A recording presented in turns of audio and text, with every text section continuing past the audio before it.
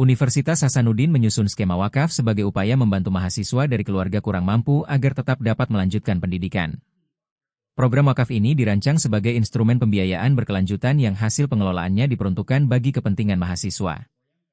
Pihak universitas menilai skema wakaf menjadi solusi jangka panjang dalam memperkuat dukungan sosial di lingkungan kampus. Dana wakaf nantinya akan dikelola secara profesional dan transparan sesuai prinsip pengelolaan wakaf produktif. Bantuan yang disalurkan melalui skema ini mencakup dukungan biaya pendidikan dan kebutuhan penunjang akademik mahasiswa. Unhas juga membuka peluang partisipasi alumni dan masyarakat luas untuk berkontribusi dalam program wakaf pendidikan tersebut. Inisiatif ini sejalan dengan komitmen Unhas dalam meningkatkan akses pendidikan tinggi yang inklusif dan berkeadilan. Melalui skema wakaf, Unhas berharap tidak ada mahasiswa yang terhambat menyelesaikan studi karena keterbatasan ekonomi.